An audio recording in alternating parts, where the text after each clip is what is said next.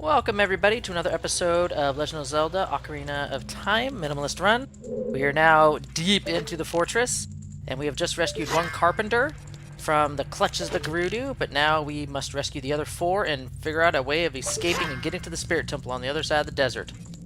Now, this fortress gave me a ton of trouble when I was younger and first playing through this game, and even on subsequent playthroughs, like the second or third playthrough, I was having a devil of a time trying to get through the Gerudo Fortress without getting caught.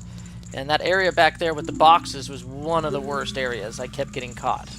Because at the time, and this is the funniest thing, at the time, I had no idea that you could use your bow and arrow to knock out the Gerudo senseless.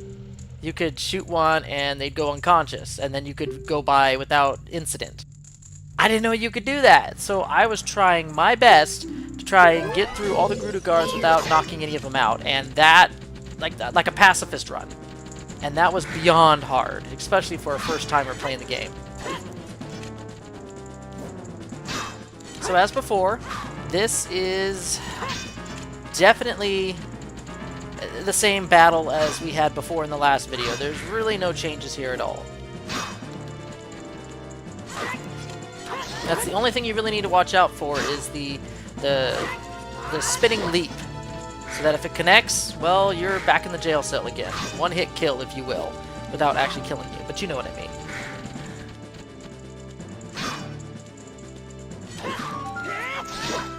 So in a way, it's almost like a Wolfos fight where you kind of wait for them to kind of leap at you, and then you can back away and then do a jump attack.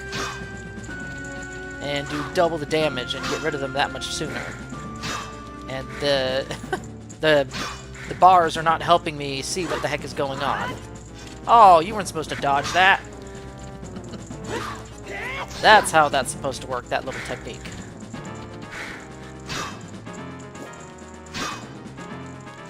And the thing is that this is treated like an actual mini boss fight. I think that it takes about 8 to 10 hits to bring them down. So they have quite a lot of health for a mini boss, if you will.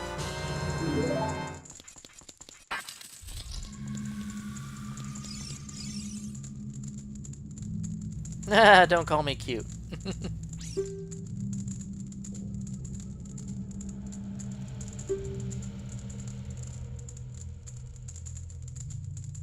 My question is, how many do they know how many are left? Do the other, like this guy, he's gonna go and tell the other people, oh look, there's 2 of us left. And then if I save one other, the other person's gonna magically know that there's 1 person left. How do they know how many people are left in the Gerudo Fortress? I call bull crap on that one.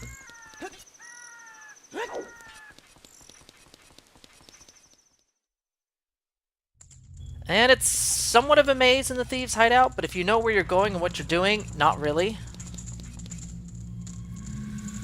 And they all say the same thing every time you try and save one. They all say the same stuff.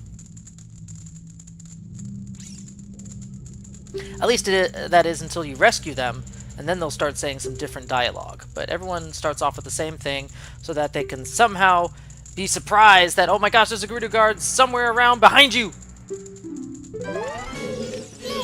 I mean, when the Gerudo guard shows up, that is literally when you're at your most vulnerable, because you put your weapon or your sword away when you go to talk to the guy. And then she appears directly behind you right as soon as the battle starts, and you have your sword in your scabbard, not even pulled out.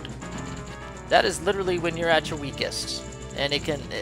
there was a time, and I'm not sure if I caught it on video for this run-through, but when I played this when I was younger, that I didn't react fast enough, and the Gerudo did a spinning leap straight from the get-go and knocked me out before I could even pull out my sword. I was like, really? Really? Oh wow, she's gonna go straight to the ceiling. Invisible. There's like invisible holes in the ceiling or something.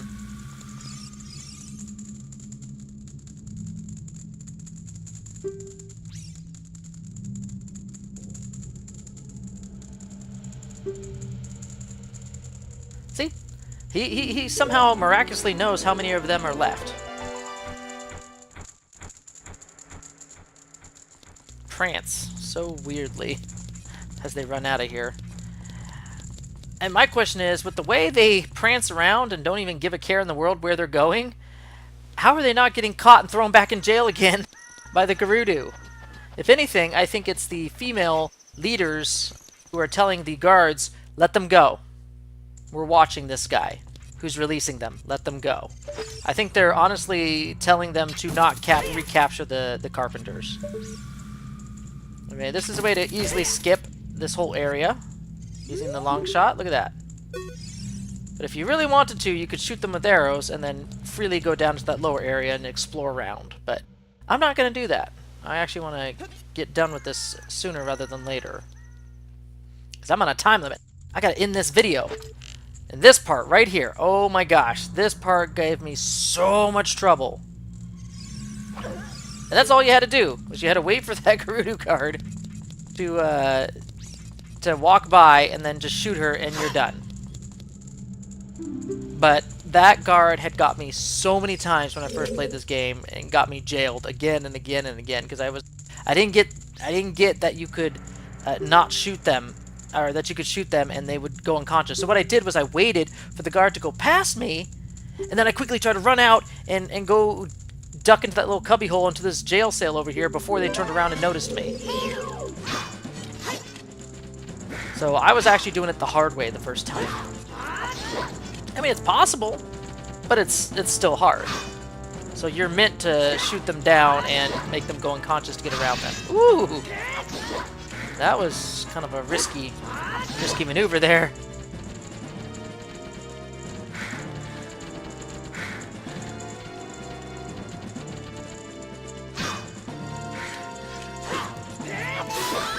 So, not too bad, not too shabby. And I didn't even get caught once. That's good. I am expert male Gerudo.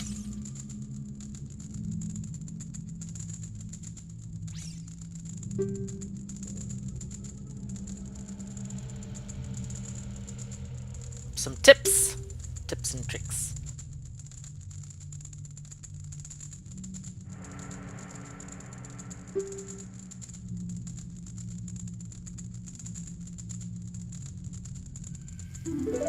Yeah, if you go to the carpenters on the other side of the broken bridge, they will actually, now that they're all together, offer to repair, I think for a price, the bridge. Or they'll do it for free, I forget. Ooh. Our skills have been recognized.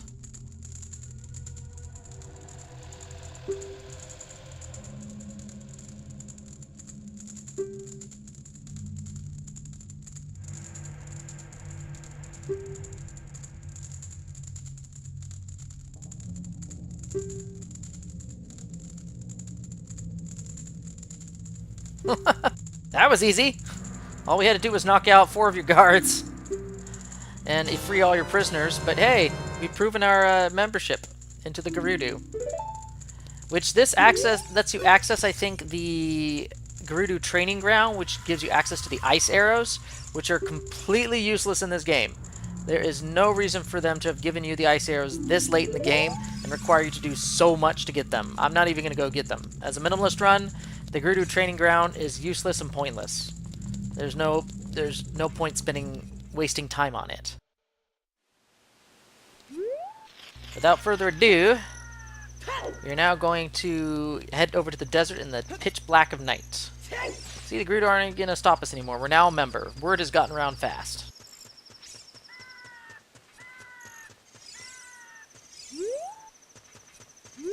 Can I talk to you? Nope, not you.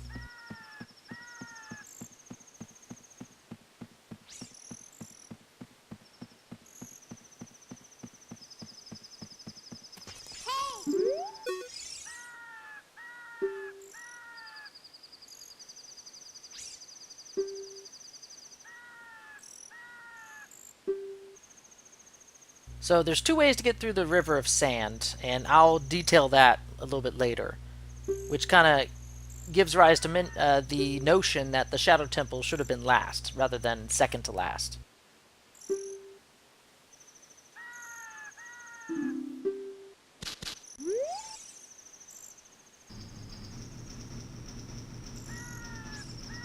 So yeah, you had to pass through all the Gerudo challenge here just to get to the desert. So this was all kind of necessary.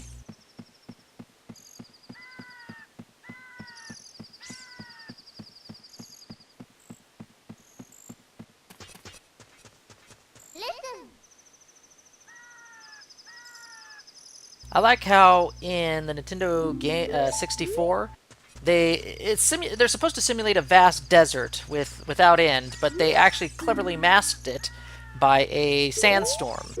So what you think is a huge area, a huge desert, in reality is just a small area with invisible walls all around that are blocked off by the sandstorm and that take you back. So if you go off track here at any point, you're going to be taken back to the start here. Now the river's sand can be traversed via the long shot.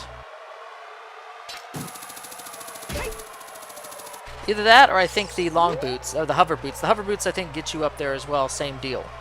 But you can also do via the sand boot, the long shot as well. That's nice. I'm not interested. All right, so it's hard to see, especially at night. But as you reach each marker, you want to look around for another marker off in the dim distance. It's kind of hard to see. This is easier to do during the day, because at night it's really hard to see the next marker along the way. See that? I can barely see that through the sandstorm. It's near impossible to see that. Now the route through the desert does not change. So if you've memorized the location of each mark, you don't even have to look around. You just follow the path that that's always there. That never changes.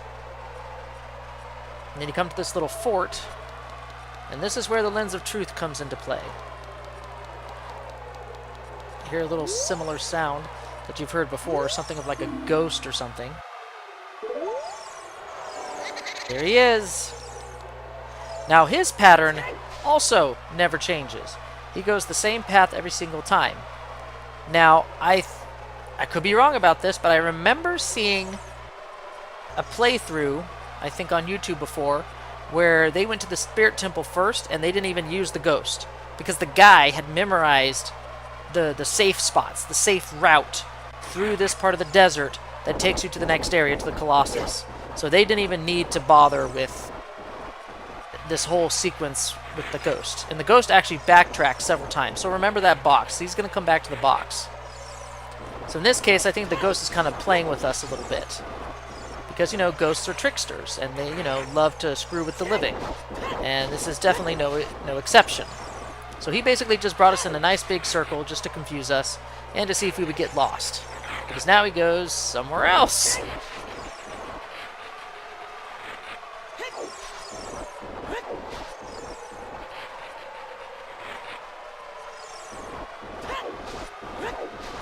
And the further and further he goes away from you, the closer you are to getting to your destination. You almost think like you failed. But nope, here you are at the Desert Colossus. Which is actually kind of a large area for the time for the Nintendo 64 processing power.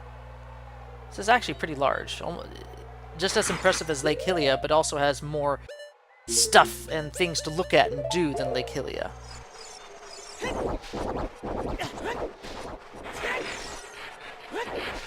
There's the oasis over there where the palm trees are. It's dry as a bone, but if you do the Song of Storms, you can fill it up again, and I think get some fairies.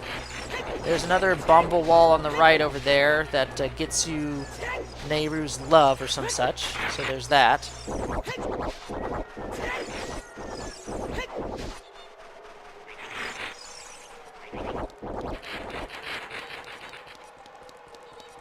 So the Spirit Temple is very interesting in how it's set up and laid out.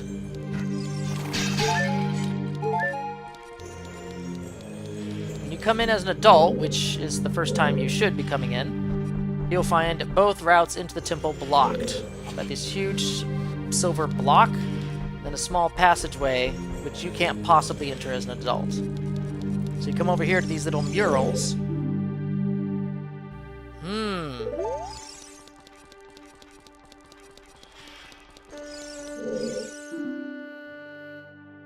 So you have to visit this temple in 2 different times. both as a child and as an adult,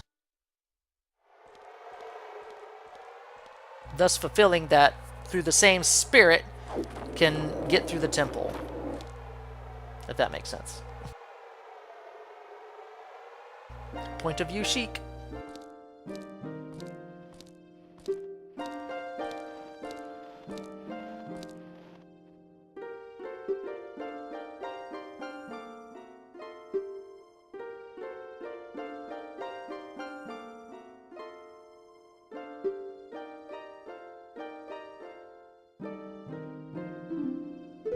I think this is the second time in the game which requires you to go back as a child to actually complete it.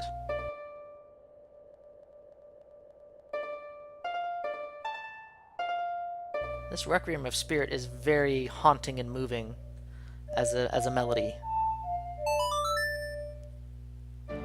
It's very heavy, very weighty, you know? It's perfectly suitable for the final song you learn in the game as you're nearing the end of your journey.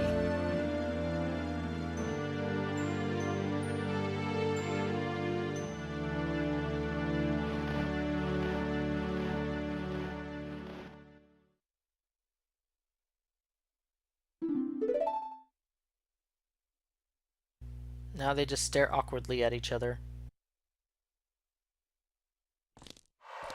Oh! Sudden sandstorm! There's probably a little bit of magic that was involved there.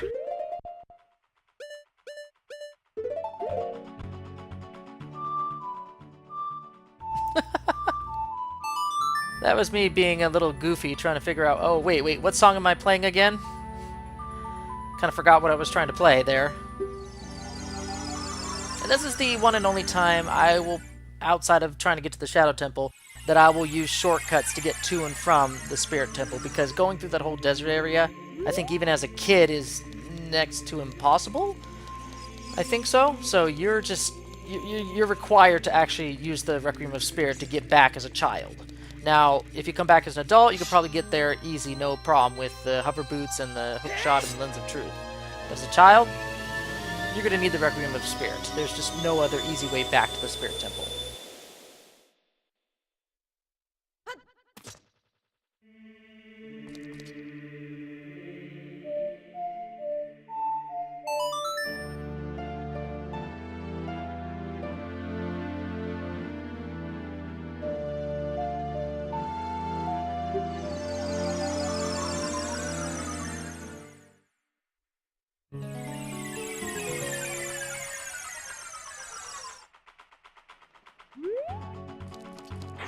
I mean, it just seems weird and unusual to be in this part of the world, this part of the desert as a child, but it's still fun to see young child Link in this more adult-ish designed area.